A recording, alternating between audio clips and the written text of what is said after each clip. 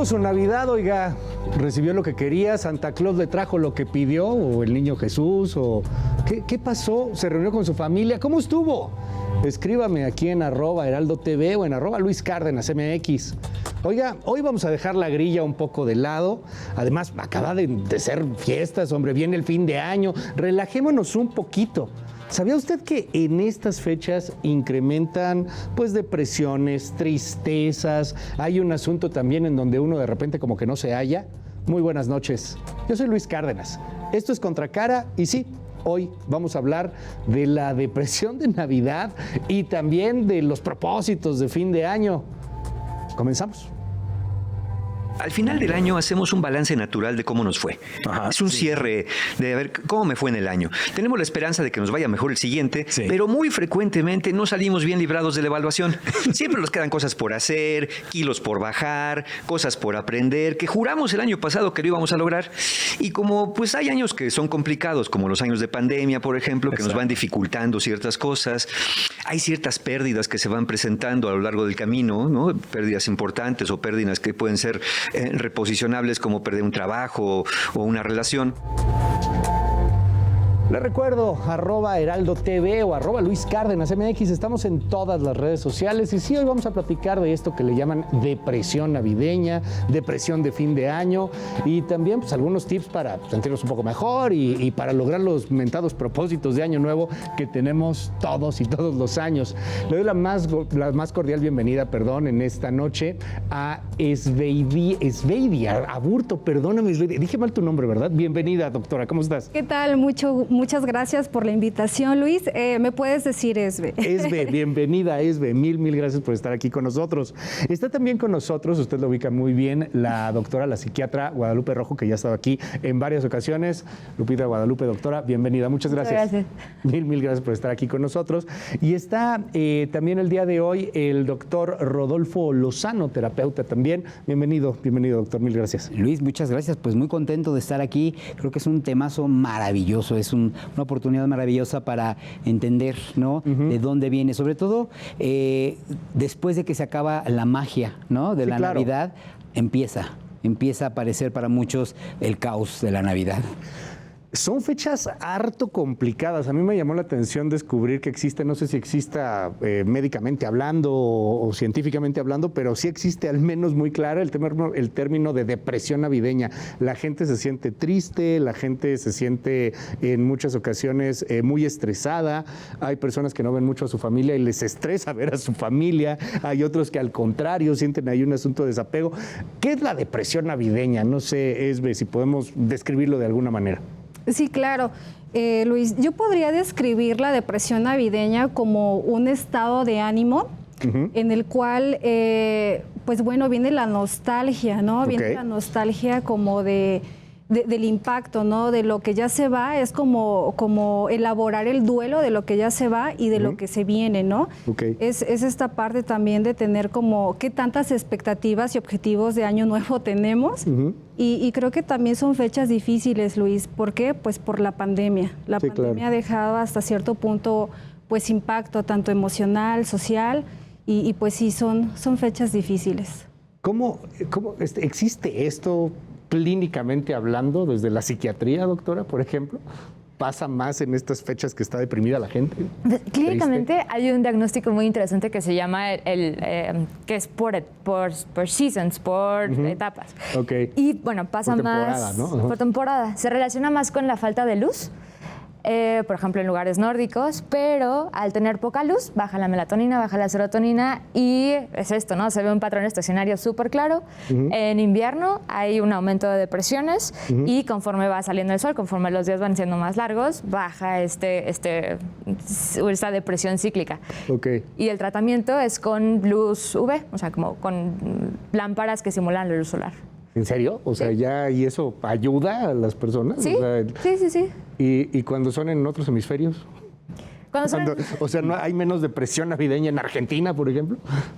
Pues supongo que por melatonina sí debería, pero epidemiológicamente, pues sí, en efecto, son temporadas complicadas. Ya, emocionalmente es súper complicado, doctor, también, ¿no? Es totalmente difícil porque es un momento en el que el cierre, justamente la conclusión de un ciclo de vida, nos lleva a eso, a enfrentarnos a ese espejo de la vida, en donde de manera muy cercana tenemos que ver nuestra experiencia fuera de la decoración del arbolito, las luces, pues mirar de frente que se nos acabó un tiempo de oportunidad de vida, ¿no?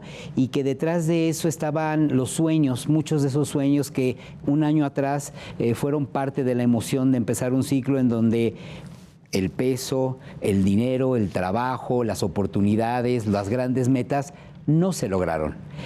O se logró muy poco o pocas veces se rebasa, ¿no? Entonces es una confrontación, verdaderamente nos lleva a mirar de frente nuestra realidad y no nos gusta mirarnos. ¿Qué es lo que se consulta más en estas épocas? ¿Es como depresión, sentirse solo o ansiedad también?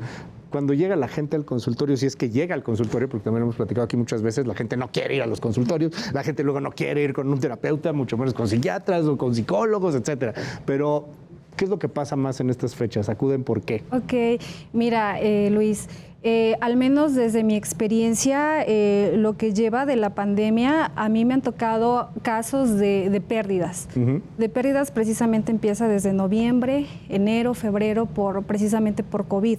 ¿No? Algunas personas, el motivo de consulta es por pérdida de algún familiar, ¿no? Y también por esta parte tuve... me acuerdo que 2 pacientes el año pasado que me decían, bueno, es que desde el año pasado estoy que quiero bajar de peso, quiero estudiar inglés, quiero ponerme super fit, ¿no? Y ya después yo les preguntaba, bueno, pero ¿cuáles son tus expectativas y cuáles son tus objetivos, no? Y pues bueno, el ambiente en el que ella se rodeaba, una en particular, pues nada que ver, o sea, nada real los objetivos y las expectativas con su ambiente, con su medio ambiente. Entonces, pues también esta parte importante, no olvidemos que la salud mental no está aislada precisamente del ambiente en el que nos rodeamos. Ya. Dime algo, doctora, psiquiátricamente, o sea, clínicamente, a ver, te lo pregunto así tal cual como dicen, ¿se prescriben más chochos en estas épocas? O sea, ¿hay más medicamentos así para que la gente se tranquilice? Estadísticamente, o sea, no ha habido datos contundentes, pero creo que es más hacia justamente la pérdida y en cuanto a la prescripción, hay más hacia necesito algo para dormir, necesito algo para más que necesito un antidepresivo. Pero hay épocas y ahorita, o sea, particularmente, es más hacia la ansiedad. Bueno, en mi experiencia igual. O sea, la gente se vuelve más ansiosa. ¿Cómo podemos hacer esta diferencia entre quien está ansioso, quien está deprimido, quien está confundido, quien está triste? ¿Cómo podríamos hacerlo, doctor? Bien. Cuando la gente los asocia, la gente en particular considera que son asuntos similares entre la tristeza, la depresión, la ansiedad.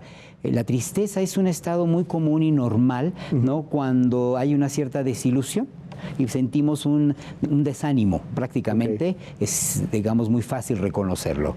La depresión tiene que ver con este no deseo de la actividad, este no deseo de hacer cosas, esta falta de energía a veces casi total para activarse, ¿no? No necesariamente tienes que estar triste, ¿no? Es más bien con el deseo de no tener actividad. Y la ansiedad es un fenómeno que te lleva a experimentar dentro de tu cuerpo una serie de síntomas, ¿no? Palpitaciones, sudor, nervios, dolor de cabeza, mareos, que ante cierta experiencia o situación se activa. Entonces son 3 síntomas que tienen rasgos distintos en el cuerpo, pero para la gente generalmente es lo mismo, ¿no? Pero sí tienen manifestaciones distintas. Ok. ¿Cómo entrar y entender este asunto de la ansiedad, por ejemplo, que mencionas? O sea, llega mucha gente preocupada exactamente por qué está ubicado el tema, por los regalitos, por ver a la familia, no sé. Hay un fenómeno muy interesante justo en épocas navideñas que es el querer. ¿no? El querer el mejor arbolito, el querer el mejor pavo, el querer toda la expectativa de lo que es la ilusión navideña, que quizás sea un poco mercadotecnia. Claro, mucho. Pero, pues sí, ¿no? Al final el poder adquisitivo sí tiene mucho que ver, ¿no? Yo dije que iba a ahorrar tanto para esta época y, pues bueno, ni modo, me endeudo. Ya. Y es la época de regalos, es la época de dar, y esto conlleva mucha ansiedad. Por ejemplo, creo que lo podemos ver en el tráfico. Ok. Todos vemos que el tráfico de diciembre particularmente es estresante. Sí. Y es esto, ¿no? ¿Por qué sea tan espantoso? Es todo el mundo tiene prisa, todo el mundo tiene un deber ser. Ok. Todo el mundo está buscando saciar esta ansiedad de alguna forma a través de regalitos, algo material. Del consumismo. Ok. Yo podría en particular hacer como una recopilación, ¿no?, de algunas expectativas que he escuchado en consulta, Luis. Y sí he escuchado, te digo, que viene lo que decía la doctora Lupita, el consumismo, el marketing, incluso, ¿no? Digo, redes sociales ahorita es el boom, ¿no? Que TikTok, que Instagram, vemos influencers por ahí comprando muchas cosas, ofreciendo cosas. Entonces la gente es así como de que yo quiero estar igual que esa persona, que ese influencer que me está vendiendo esto. Ya. Entonces ahí viene como que la ansiedad del consumismo. Esto me llama la atención porque somos una sociedad hiperestimulada. O sea, veía por ahí algunos mensajes, algunos artículos, estudios. Me impacta la cantidad de estímulos mentales que tenemos gracias a estas cosas. O sea, te mandan 85,000 mensajes, yo ya lo abrí ahorita y ya estoy viendo cosas que me están llegando, ¿no? Estamos extremadamente distraídos, extremadamente estimulados. Y algo que me ha llamado la atención es que para algunos filósofos, para algunos pensadores, esta hiperestimulación también termina por provocar una hiperfrustración. Por lo regular, todo el tiempo, no solamente en Navidad, no solamente a fin de año. Pero entiendo que en estas fechas se exacerba. ¿Cómo podríamos hablar de algunos tips, de algunas maneras de tomarlo un poco más tranquilo y de tratar de que no estemos pues tan hiperestimulados? La verdad es que lo estamos porque lo queremos. O sea, descubrí la otra vez que hay una cosa que se llama pagar, aunque no lo crea, se puede pagar. Yo estaba sorprendido. Se puede apagar, o sea, no sabía que eso se podía hacer. Claro. ¿Qué nos dices, doctor? Sí, indiscutiblemente. Lo que pasa es que somos, sobre todo los jóvenes, son una cultura de lo inmediato y de la velocidad. Okay. Entonces, este espacio breve que nos lleva a la conciencia nos aburre, nos desespera y necesitamos llenar el tiempo y el vacío con algo.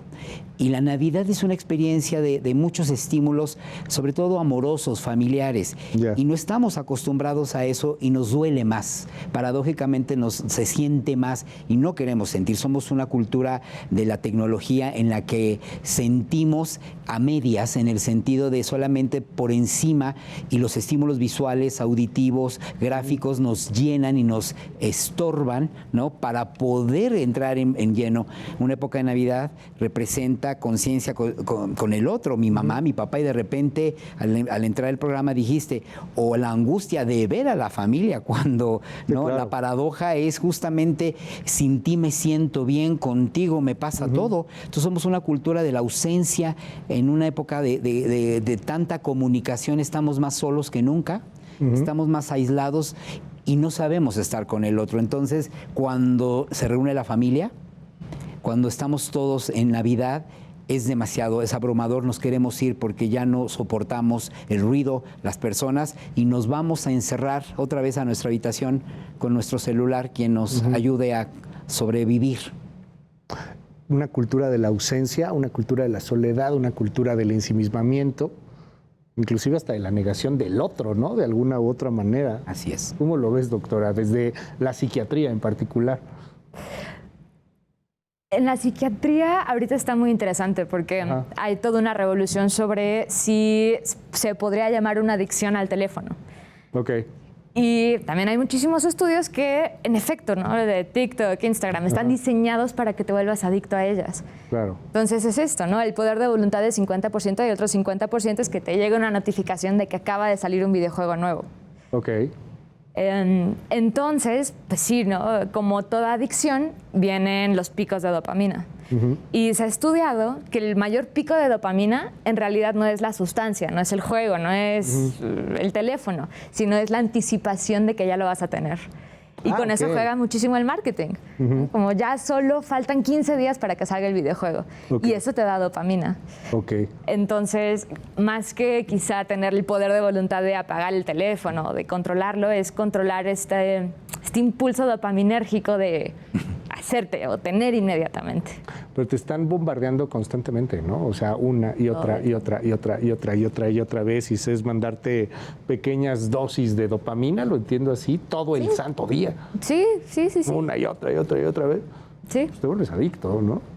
Claramente. Y por eso ha tenido problemas legales Facebook, Instagram. Ahora se TikTok, tienen que poner, etcétera. ¿Quieres tú que se te manden notificaciones, sí o no? Sí, claro. No, y todo el mundo ponemos que sí. Pero es que nadie lo lee. O sea, sí, hombre, sí, ya ponme el juego, ya, porque yo quiero ver. Doctora, es muy joven, o sea, es muy joven, pero hay... Históricamente no sé si hay más ansiedad antes de la que había hoy de la que había antes, por ejemplo. Bueno, yo creo que en general las enfermedades mentales siempre han existido, ¿no? Obviamente yo considero, ¿y por qué retomo mucho la pandemia, Luis? Porque sí fue un parteaguas, ¿no? Precisamente como de los temas de ansiedad, depresión, como que la gente es un poquito más consciente de que sí existe y de que es real, claro. Que hay que tratárnoslo. Pero sí, yo considero que en este siglo realmente, tú lo mencionabas en minutos anteriores, estamos hiperestimulados, ¿no? Estamos hiperestimulados y esto, hablándolo de una manera como del enfoque cognitivo-conductual, nos hace como tener estos pensamientos automáticos de que tenemos que tener las cosas ya, tenemos que hacer las cosas ya, ¿no? Hasta cierto punto esta catastrofización, ¿no? Ese es un síntoma como cognitivo de una ansiedad.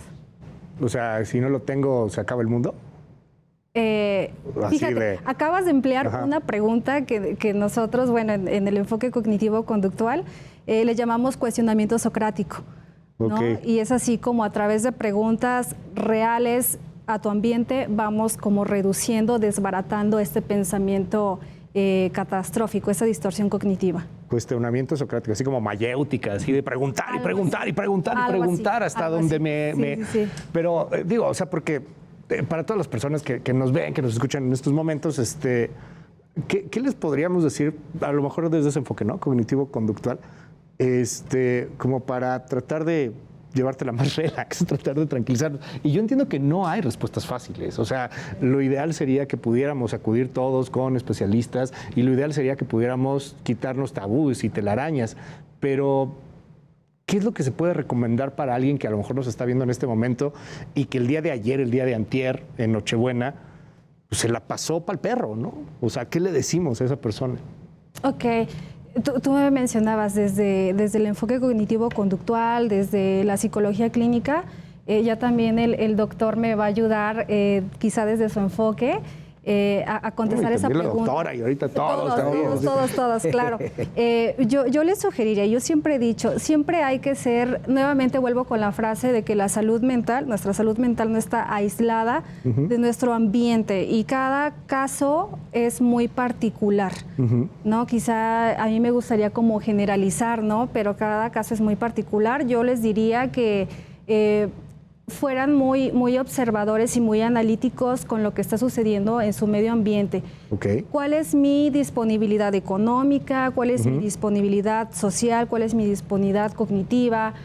Habilidades, y con base en eso poder hacer como una bitácora, algo que a mí me ayude a ordenar como qué cosas son lo que yo sí puedo lograr al menos en este tiempo, en estos meses, ¿no? Y que digo que si no se logra no pasa nada, ¿no? Hay más tiempo, hay más espacio. ¿Qué recomiendas, doctora? Lo mismo, pero desde la psiquiatría, y ahorita cerramos con el doctor también. Bueno, creo que lo más importante es igual el juicio constante hacia nosotros mismos y hacia nuestros pensamientos, ¿no? Como está muy mal que la pasé mal con la familia, me la debí de haber pasado increíble. Quizá poner un poco más de atención a todas estas aseveraciones que hacemos con debería. No, bueno, si no me la pasé bien con mi tía, así que no pasa nada que pueda hacer para la próxima. Yeah. Esto, ¿no? El ser súper juiciosos, debería estar más tiempo con mi mamá, debería, a veces nos mete en un tren de pensamiento muy negativo. Y eso a veces le llaman la aceptación radical, pero el aceptar cómo fueron las cosas y de ahí qué quiero hacer. Debería haber ido con mi familia, debería de haber estado más con mi mamá. O sea, y sí lo pensamos, debería de... A ver, piénselo usted. ¿A poco no dice, debería de haberle comprado tal cosa? O al revés, no debería de haberle comprado eso que le compré. Entonces, lo que dices es no usar tanto el debería. O sea, ¿eso puede hacer, por ejemplo? Puede servir. Yo diría, Luis, que hay 3 grandes recomendaciones que yo daría. Okay. Uno es la anticipación. La gente ya se acerca al periodo de Navidad, entonces si usted nos está viendo ante la Navidad, no empiece a contar esta cuenta regresiva. En 10, en 5, en 4 días me voy a sentir muy mal. Es decir, porque empieza a ser un patrón, ¿no? De predicción. La otra es los rituales. Yo... ese día cuando empiezo a poner el árbol, cuando empiezo a sufrir. Es decir, quitémonos todos esos rituales, todas esas cosas metodológicas que nos llevan al sufrimiento y a la ansiedad, que ya sabemos cuáles son, no hay que repetirlas, ¿sí? Y las expectativas. Okay. Es decir, estoy esperando que esta Navidad, con todo lo que invertí, tengo que ser muy feliz porque compré una vajilla nueva, porque tengo platos maravillosos, porque decoré la casa, entonces me tiene que salir espectacularmente bien, tiene que ser maravilloso. Y resulta que la gente llega a la casa, no ven las flores, no ven los platos, no les interesa, no pasa ese momento mágico y entonces se arruina mi vida. Entonces, no dejar y no permitir que ese tipo de expectativas nos lleven a sentir que no valió la pena, que no fue agradable y que la pasamos muy mal. Y el mentado momento mágico a veces, perdón, es que... Sí. Es que es una babosada, o sea, de pronto es una tontería, o sea, es que el árbol no estaba lo suficientemente verde, es que la esfera no reflejaba lo suficiente, o sea, a veces exageramos mucho ese punto, ¿no, doctora? ¿Qué opinas? Sí, justo exageramos. Lo que yo te comentaba, ¿no? Quizá desde el enfoque cognitivo-conductual, hay algo que se llaman distorsiones cognitivas, ¿no? Okay. Entonces, entre esas distorsiones cognitivas está el pensamiento dicotómico, pensamiento dicotómico, eso suena chicle, ¿qué es eso? Sí, el pensamiento dicotómico, y aquí sí pongan mucha atención, es esta escala, esta polaridad de o blanco o negro, o frío o caliente, pero no nos damos cuenta, no tenemos esa flexibilidad de pensamiento. Blanco o negro, ¿no? Ajá, de que entre blanco y negro hay una escala de grises, ¿no? Un mundo de probabilidades. Okay. Entonces, eso es lo que trabajamos en psicoterapia, quizá la flexibilidad de pensamiento. Y es un rollo porque, o sea, ahorita estamos hablando porque es creo que siempre es un pretexto maravilloso para hablar de salud mental. Yo le voy a confesar algo aquí en este programa.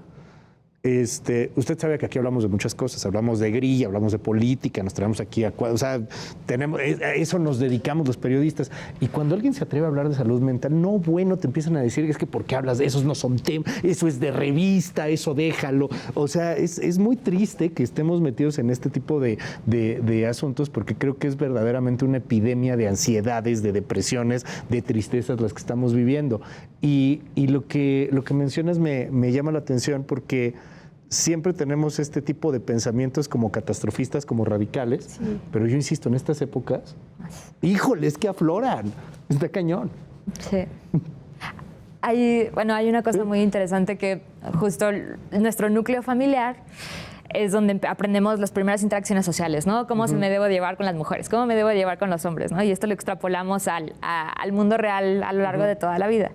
Pero inevitablemente cuando regresamos al núcleo familiar, podemos ser personas total y completamente distintas, es muy difícil no actuar como habíamos actuado cuando teníamos 8, aunque seamos personas completamente distintas. El problema es que vivimos con así que cargamos con las heridas de la infancia.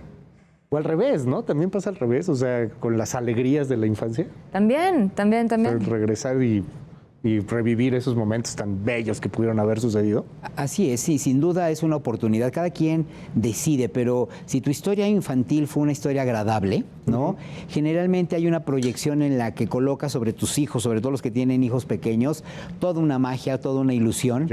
Y te comparten los niños pequeños, afortunadamente, es cierto, mucho de la alegría. Es decir, la Navidad donde hay niños pequeños, generalmente es casi seguro que hay un ambiente muy natural de emoción y de alegría, porque efectivamente todos tenemos recuerdos en algún momento agradables de la infancia y el colorido y el entorno nos permiten, ¿no? Nos permiten regresar y es muy lindo, ¿no? Es muy agradable y eso es lo que vale la pena perpetuar. Yo sé que es súper complejo este tema, pero la soledad en estas épocas supongo que también se exacerba, ¿no? O sea, el sentirte solo dentro de lo que podamos entender con todas las complejidades de la psicología y de los estudios de este sentimiento de soledad. Me llama la atención lo que dice por ahí Marina Arjo con respecto al tema de la soledad. Le dejo este byte en un momentito y rápido pues regresamos para seguir platicando del tema. Esto es Contracara, yo soy Luis Cárdenas, estamos en @LuisCárdenasMX y también aquí en @HeraldoTV. Un año 2020 y 2021 complicados a causa de una pandemia. Algunas personas tienen muchas ganas de volver a celebrar unas Navidades normales, volver a reencontrarnos, tener la posibilidad de viajar o celebrar todo aquello que no tuvimos el año anterior. Pero para otras personas serán las primeras Navidades que vivirán con las pérdidas que hayan transitado durante este periodo. Para aceptar que este año viviremos seguramente unas Navidades diferentes, con una pérdida y la consecuente emoción que conlleva, la tristeza. Serán unas Navidades más tristes, porque lo estamos viviendo en este momento, es eso. Es importante que aceptemos esta situación, que no intentemos disimularlo para protegernos los unos de los otros, o incluso intentar que no se den cuenta. Porque seguramente las personas que nos acompañen, en caso de que haya alguien, tendrán el mismo sentimiento que nosotros. Si así lo sentimos, podemos respetar esa silla vacía. No es necesario intentar ocuparla o sustituir la persona ausente. Sigue estando presente en nosotros.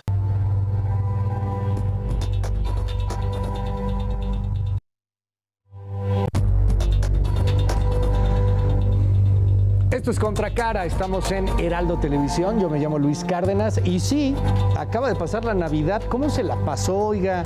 ¿Se la pasó bien? ¿Se la pasó medio tristón? ¿Se la pasó demasiado alegre? A lo mejor demasiado alegre. Cuénteme, por favor, @LuisCárdenasMX y @HeraldoTV. Oiga, viene en una semanita más, en unos días más, pues el fin de este 2022 que estuvo caótico, que estuvo estresante, que estuvo lleno de retos, que estuvo pues lleno de promesas que se quisieron cumplir, algunas se lograron, otras no. Lo invito a que nos acompañe, estamos pues presentándole a usted algunos de los análisis, algunas de las propuestas que vienen en torno al siguiente año en materia de seguridad, en materia política, etcétera, etcétera. Pero en materia personal, ¿cómo vamos? ¿Cómo estuvo su 2022? ¿Logró cumplir las metas? ¿Tenía metas? ¿Tenía propósitos? Vamos a platicar de ese tema aquí en Contracara, en Heraldo Televisión. Ay, cada año, no sé, les quiero preguntar, ¿hacen metas de fin de año ustedes en particular como profesionales de la salud? Sí, claro. ¿Tú sí haces, doctora? Sí, claro. Cada año hago mis propósitos, acompañados, por supuesto, de... Yo soy mucho de la cultura mexicana, la verdad es que debo reconocerlo, de las uvas, ¿no? Digo que por cada uva voy a ponerme un propósito, pero bien realista, ¿no? A lo mejor estudiar un diplomado, estudiar una maestría, a lo mejor hacer ejercicio, ¿no? A lo mejor... cambiar tal cosa de la casa que a lo mejor ya no me agrada. Ok. Entonces tú sí, doctora, tú sí, cada fin de año te avientas las 12 uvas. Las 12 uvas. Y es bien interesante porque tú dices, cada uva es un propósito, pero en la cultura mexicana cada uva también llega a ser un deseo. Así creo que es interesante hablar de la diferencia entre uno y otro. ¿Tú, doctor, te avientas las uvas? Las uvas y una serie de rituales. ¿Sí? ¿No? Una serie de rituales desde muy pequeño que los he ido perfeccionando y neuróticamente haciendo más complejos en la medida de que me sirven y me significan, ¿no? ¿Cómo cuál? Por ejemplo, tengo un corcho muy amplio en donde las imágenes que me gustan sobre todo, por ejemplo, los lugares que quiero visitar ese año, los coloco y hago un avioncito de papel, por ejemplo, y en cada espacio donde está, se puede escribir, anoto la ciudad, el lugar, y lo tengo ahí clavado todo el año frente a mí, y muchos los voy conquistando. Entonces, ese avioncito, si se termina el año y no se cumplió todo, no se muere, se echa a volar hasta que están todas las ciudades conquistadas. Y ya varios avioncitos los he aventado. Entonces, y es un buen recuerdo, o sea, el deseo o la meta o el objetivo que se abandona al día siguiente del 31 no se va a cumplir. No se va a cumplir porque no hay quien se lo recuerde. Entonces, si lo pones frente a ti y no necesitas ser 31 de diciembre, cualquier día, funciona. Funciona porque todos los días te confrontas con esa meta que está ahí y la recuerdas. Entonces, va a ocurrir. Eso es muy interesante. ¿Tú haces propósitos de año nuevo? Sí. ¿Sí? Muy, por ejemplo, quizá los míos son más pequeños, ¿no? Hasta terminarme todos los cuadernos que tengo. Ok. Y también usualmente lo mantengo cosas que sí pueda cumplir dentro de un mes, ¿no? Casi para ser fiel a mí misma de que mira, sí los cumplí. Y también en esto de tener la tradición de las uvas, de barrer afuera, de salir con las maletas. También es hasta parte del convivir con tu familia, ¿no? Sí, claro. ¿Tú qué vas a hacer este año? Parte de la fiesta, ¿no? Sí. Parte de la fiesta. Yo aquí quiero preguntarles esta diferencia que tenemos los mexicanos y que a veces, bueno, los mexicanos y muchas personas en el mundo, no entendemos tanto la diferencia entre deseo y propósito. O sea, ¿qué hacemos, no? Te vientas la uva y, pues viajar a Europa o no sé, a Estados Unidos, a Disney o lo que tú quieras. ¿Cómo le vas a hacer? Pues quién sabe, ojalá que pase de alguna u otra manera. No sé si esto provoca también frustraciones. ¿Cómo podríamos diferenciarlo? Deseo y propósito. ¿Cómo lo diferenciaríamos, doctora? Mira, el propósito, es que mira, el deseo se escucha hasta cierto punto como muy fantástico, ¿no? O sea, es lo que a lo mejor mi dopamina, mi serotonina me están pidiendo o soñando hacer, ¿no? Y, digo, es válido soñar, es bien padre, ¿no? Pero el propósito, y nuevamente lo vuelvo a reiterar, ¿no? El propósito va más de la mano con tu realidad. ¿No? O sea, ¿qué tanto estás dispuesto a gastar para ese propósito? ¿Qué tanto son tus entradas de ingresos para gastar en ese propósito? Esta manera como bien real. Ese sería mi punto de vista, Luis.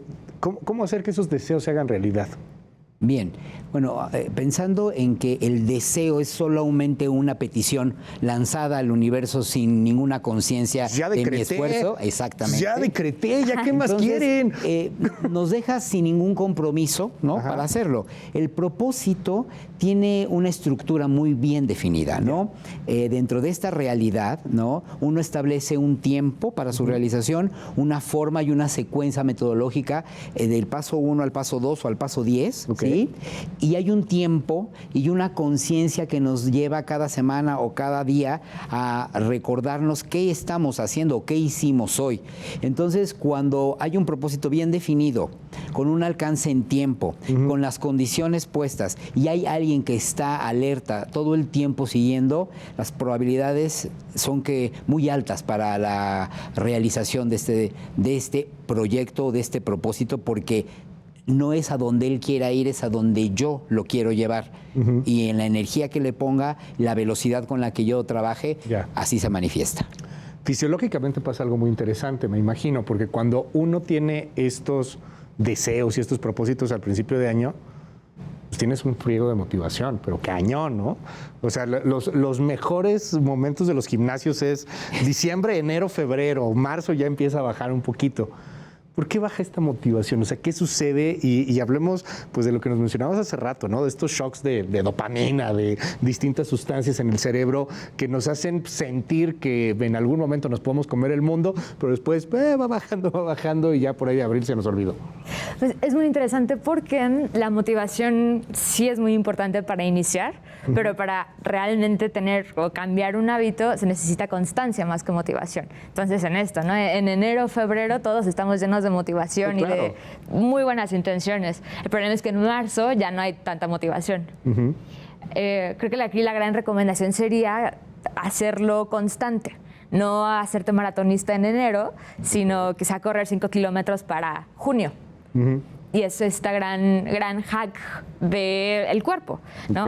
Porque claramente si yo me propongo ser maratonista y no lo logro para el tercer día, viene toda la desmotivación, ¿no? No lo logré, lo hice pésimo, ¿por qué lo seguiré haciendo?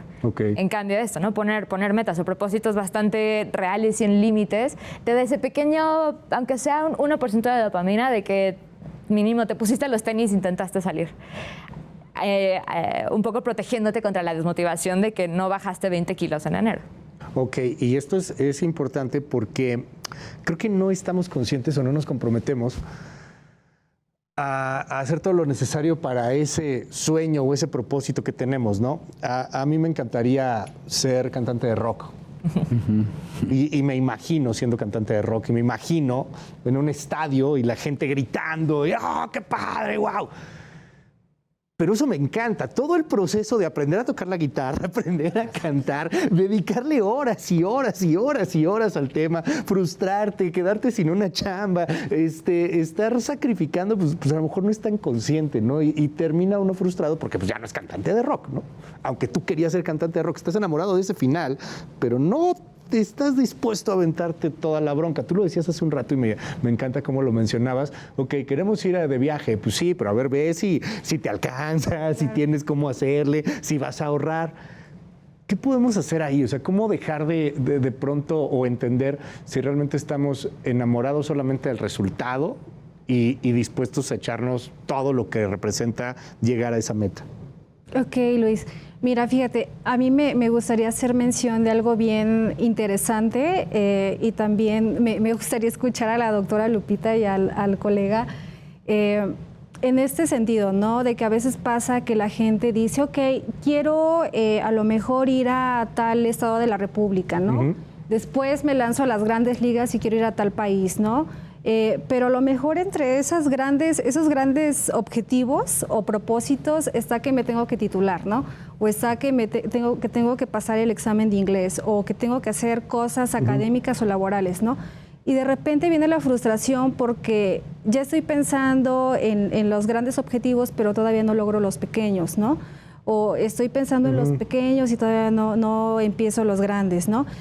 Aquí sí sería importante también valorar cuestiones de las funciones cognitivas, ¿no? Esta parte del TDA, ¿no? Porque cuando de repente tenemos TDA, si hay una TDA que es el déficit de atención, ¿no? Exacto. Yo lo he identificado mucho en consulta con algunos pacientes que llegan así, ¿no? Con un bombardeo de es que yo quiero esto, quiero el otro, pero no sé ni por dónde iniciar.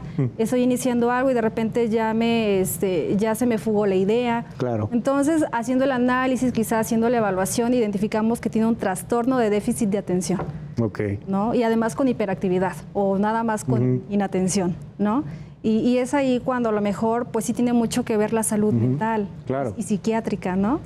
En esa parte de que, ok, estoy haciéndome muchas expectativas, muchos objetivos, pero no logro porque no es porque no tenga fuerza de voluntad, sino porque cuestiones neurobiológicas me lo están impidiendo. Suena mucho a conductores de televisión, te lo juro. ¿Qué opinas sobre ese tema en particular? Pues está cañón, ¿no? Hoy hay también una especie de epidemia de trastornos de déficit de atención, supongo. ¿Cómo lo ves? Sí, bueno, hay no solo el déficit de atención, o sea, el ciclo del final del año, ¿no? Trae un océano de emociones, es un torrente de entusiasmo porque se está muriendo el año y queremos en 4 días correr lo que no corrimos en todo el año y queremos hacer la dieta espectacular y todo se nos aglomera en un instante, porque no entendemos, no hemos entendido que la vida se mastica día a día. no en un sorbo. Y como somos una cultura de lo inmediato y de la velocidad, entonces hoy la idea de pensar en un proyecto de un año, para los muy jóvenes es demasiado. La idea de pensar en una carrera de 4 años no es posible ya comprender el tiempo. Hay una alteración muy grande. Bueno, hasta de una semana, parece eterno. Exactamente. Entonces, decía la doctora que los de déficit de atención, yo diría que conozco a muchísimos adolescentes y adultos que no tienen déficit de atención y que crean una vida más caótica, ¿no? Que cualquier diagnóstico. ¿Por qué? Porque la emoción no tiene límites.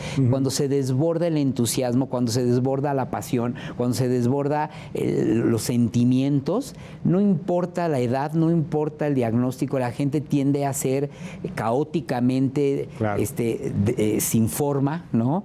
Y se emocionan y lanzan. Es por eso que se venden cosas maravillosas, porque todo el mundo va a comprar. Tenemos 2 pesos, pero nos endeudamos con 20, ¿no? Tenemos 1, pero vamos a ir a África, ¿no? Sí. Donde, bien lo dice, o sea, no has resuelto lo pequeño.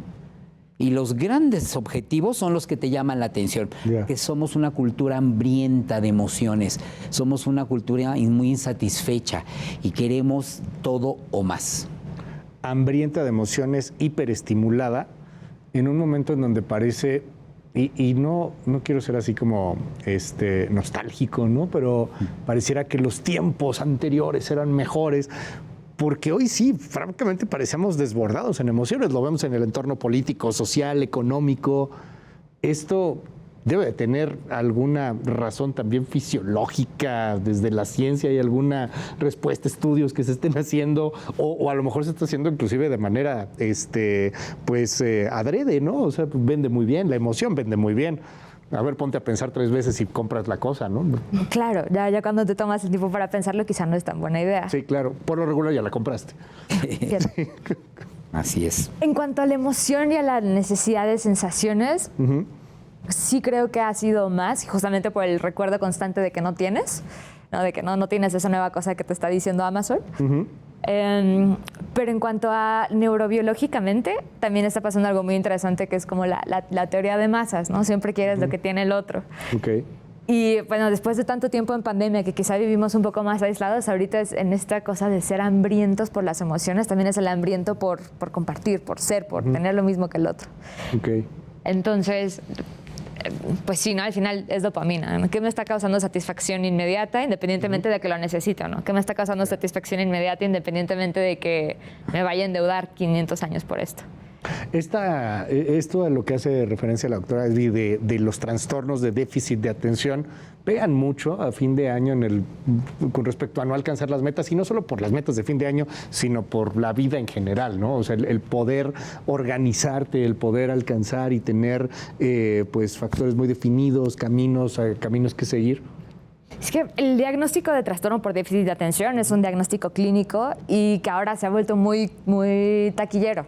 Sí, claro. Por ejemplo, solo por no llegar a una meta no significa que tengas TDA. Entonces es un diagnóstico con el que hay que tener en especial cuidado, pero no, o sea, esto le pasaría en marzo, febrero, junio y abril.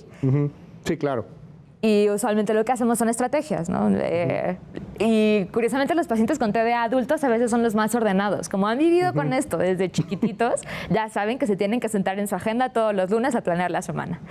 Que al final esas técnicas nos servirían a todos, pero sí, ¿no? El diagnóstico de TDA es todo un mundo. Sí, tiene que ser meramente clínico y pues, al final con estrategias bien llevadas, a veces, por ejemplo, hacer para cumplir metas son mucho mejores que nosotros.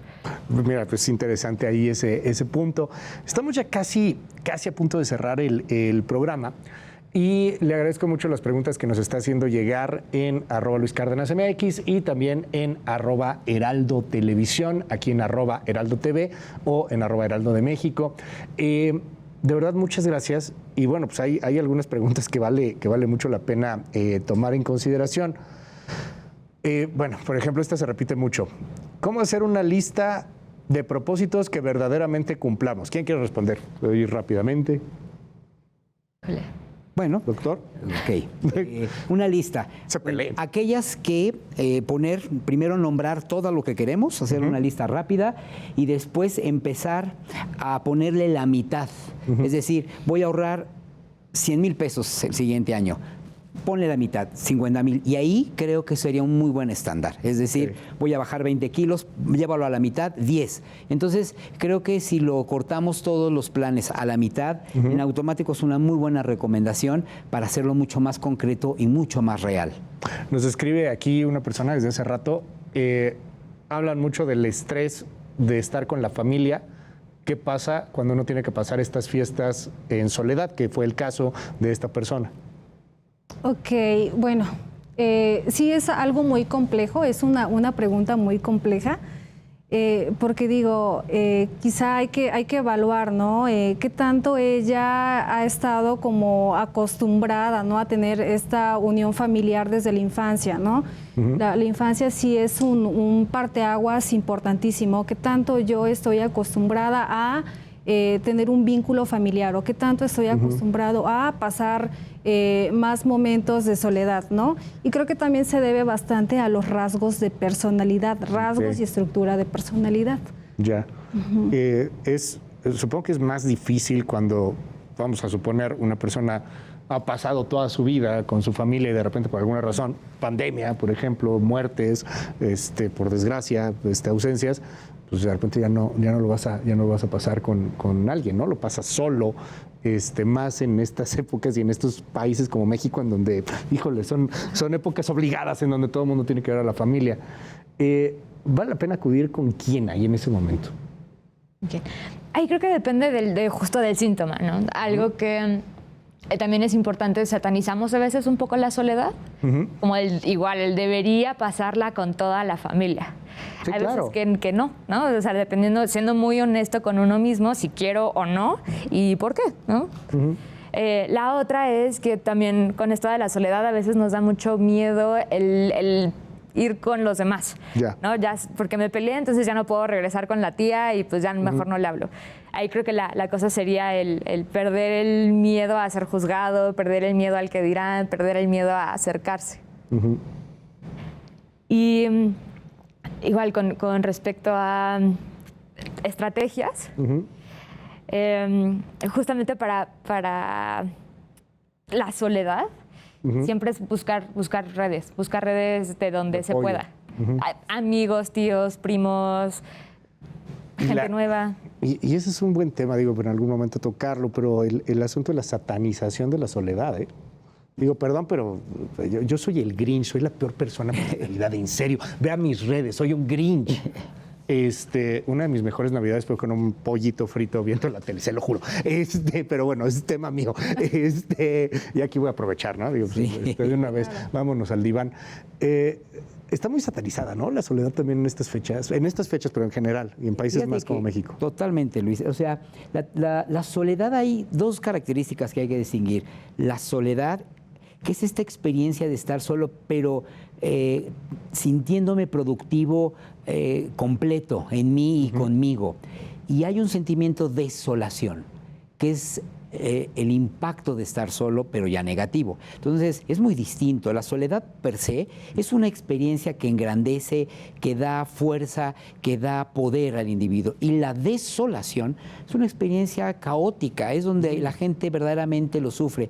Y mucha gente no se permite estar sola porque considera que va a sentir desolación, y eso es mentira. Ojalá que una de las listas y de propósitos de fin de año, se lo digo neta de corazón, sea poder buscar apoyos, ayudas emocionales. Hay distintas maneras, lo hemos platicado ya en muchos programas, en muchos espacios. La verdad creo que es importante que podamos entrar al tema y que perdamos el miedo, los tabús, las telarañas en torno a pedir ayuda. Yo insisto mucho, si te duele la pancita vas al doctor. Porque cuando te duele el alma, porque cuando te duelen las emociones, pues no acudes con alguien que te pueda ayudar también. Estamos a punto de cerrar y yo quisiera que cada uno de ustedes le mande un mensaje a la gente que nos está viendo. Para 2023 ya, en una semana más, bueno, unos días más, ni siquiera una semana, unos días más estaremos en el 2023 y 2022. ¿Con qué cierras, doctora Esby?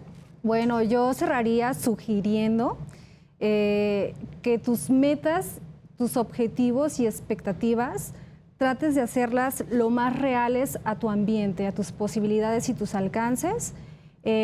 También normalizar esta parte de las emociones, permitirnos vivirlas y sentirlas, las 5 emociones básicas. Por ahí hay una película muy padre que habla de las emociones.